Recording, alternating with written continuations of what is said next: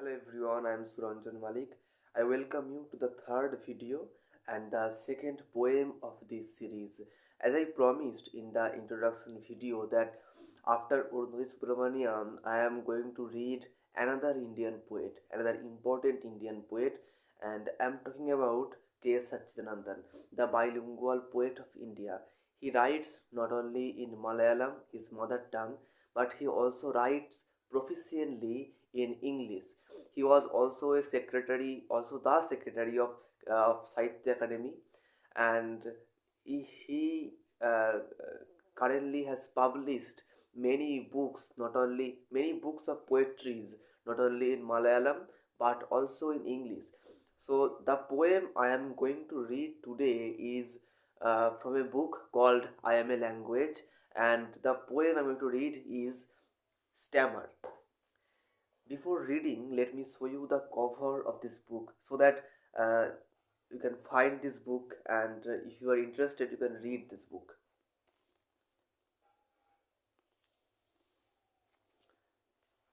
So let me first read the poem, and after reading, as my method is, I am going to analyze.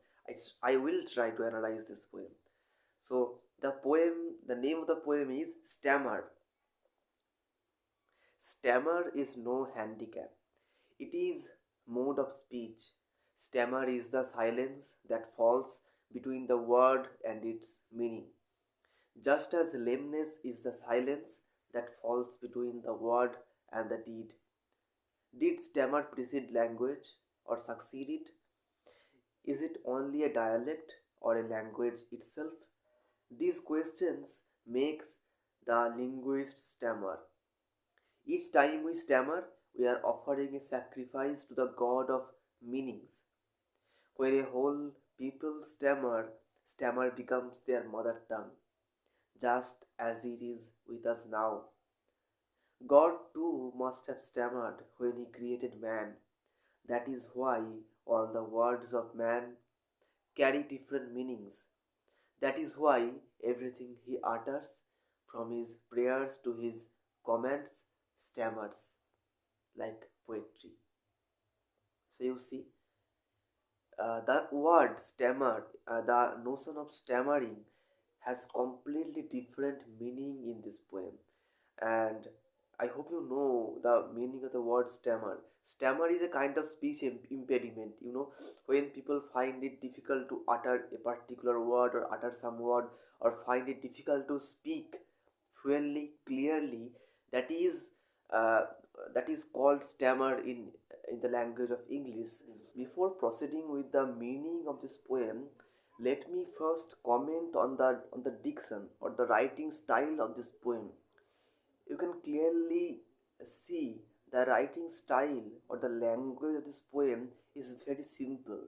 Even a common reader who doesn't read poetry much or is not trained to decipher meaning or attribute meaning to the language of poetry can understand some things from this poem. And let me tell you, not only this poem, if you read K. Satchidanandan's other poetry, other I have read in some English poems by Satchidanandan. I do not understand Malayalam, so in all of the poem, what I found that his language is simple, and that can be understood by common readers, by by common people who do not understand read or understand poetry or read poetry every day. And if one is trained in deciphering meanings, or if one is student of literature, obviously they can understand much more than a common reader. But importantly, the meaning of a poem by Satchidanandan can be understood by a common reader if he or she tries to understand. That is unique in Satchidanandan. That is what I found. So let's start with the meaning. Let try, or at least to decipher the meaning of this poem. Stammer. The very first line of this poem is a shock to a person, or to us who think that stammer is a handicap, and importantly and notably, there is full stop after the line. Stammer is no handicap. Full stop. And the full stop is used beside this short line to emphasize the meaning and the line uh, of this line actually particularly. Stammer is no handicap. It is a mode of speech. The second shock. There is also a full stop beside this sentence in this line. It is a mode of speech. We think that stammering is a handicap, and it is not a mode of speech. It is stammering because it has no meaning. We even mock stammerers, people even mock stammerers, and these two lines are shock uh, to the to that person who thinks that stammering is a handicap and it is not a mode of speech, it is incoherent speech. The second stanza reads, stammer is the silence that falls between the word and its meaning. As we do not understand stammerers or what they say, it is silence to us. To us who can speak clearly or coherently. It is that silence that falls between word that is spoken and its meaning. Just as lameness is the silence that falls between the word and the deed. Lameness is, a person is lame when he cannot do a thing or is, physically handicapped. Person is lame who is physically handicapped, and and and here the lameness is used not only indicate a person who is physically handicapped, but also that person who speaks many things but do not do that thing. He speaks much, but uh, but but only speaks, do not proceed with the action. That is lameness. Did stammer precede language or succeed it? Is it only a dialect or language itself? These questions make the linguist stammer. So, in the very first stanza, this poem says it is a mode of speech. So, the question remains, if as you do not understand stammering, is it a kind of dialect or language that comes after language or before language? Because we know the prehistoric human beings, like before human beings started to speak themselves through language, they spoke they spoke between themselves in a kind of language that is not a modern day language, and that we can think that is stammering. That's why here it is, the question remains, did stammering precede language or succeed it? Is it only a dialect or a language itself? And as the poem says, it is mode of speech. The question may come from a reader who might think that is it a dialect or a language?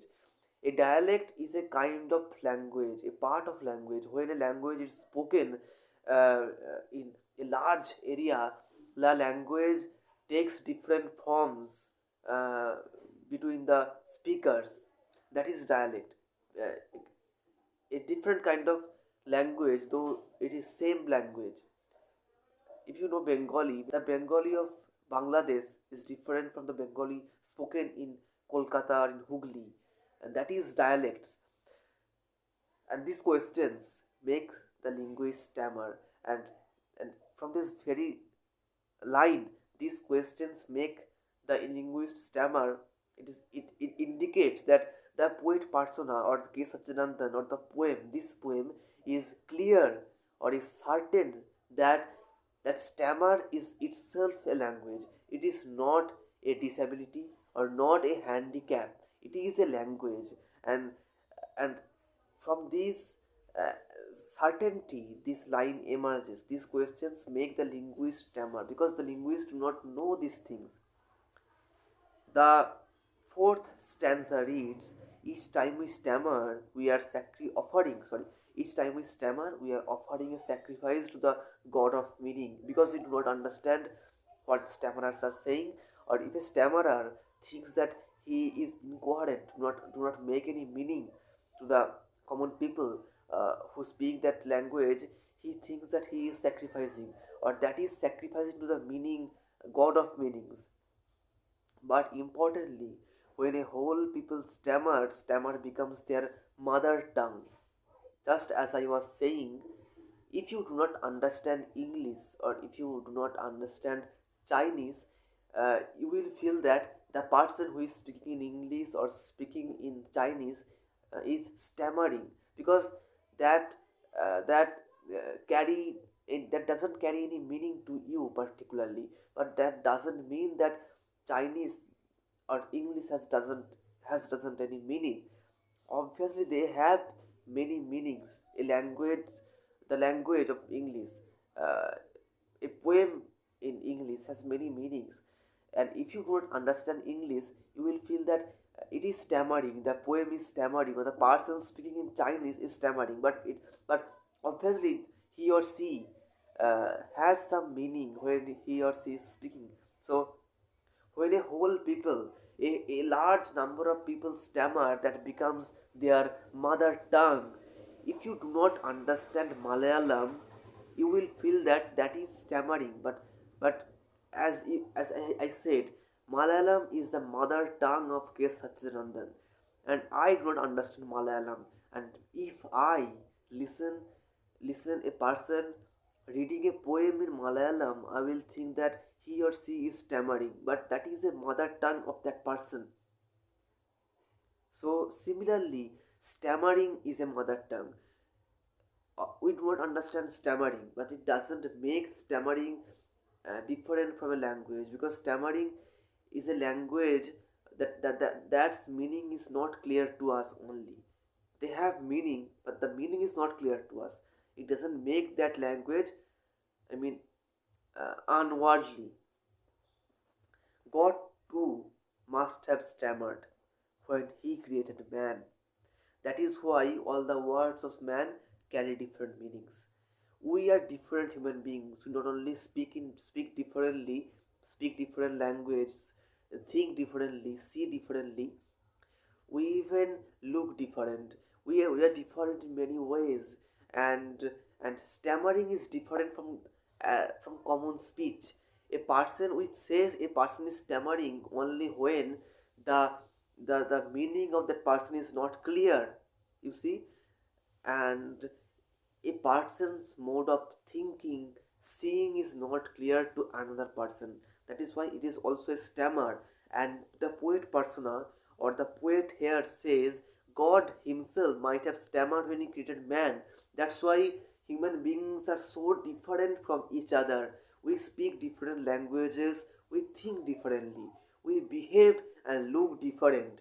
That's why all of us stammer. And that's why stammering is no handicap. It is a mode of speech, a mode of language that is different from the language we know. That is why everything he utters, from his prayers to his comments, stammers like poetry. We stammer like poetry. This poem ends with this. And as I was saying, we stammer because the other person appears to be stammering before us, because if we do not understand a person or is his meaning, what he is saying, or what and why he is saying or seeing in that particular way, we feel that he or she is stammering. But if we understand him, we realize that he or she is not stammering. The meaning, as the meaning is clear to us. Similarly, this poem, or a poem for that matter, if we do not understand the meaning of a poem, the poem appears to be a stammering. But if we understand a poem, we feel that the poem has some meanings, and we attribute meaning to that poem, and that appear to be a language, a different language. But only when we do not understand a thing and understand a piece of writing or someone, that language or that thing appears to be stammering before us. That's why the very first stanza comes again. Stammering is no handicap. It is a mode of speech. It is a different language. Only if you don't understand that language, it doesn't make that language incoherent or unworldly. So that's it. That's what I understand from this poem. I hope you will like my analysis, and I hope you will read this poem and add some views of your own. Thank you for listening me. Thank you.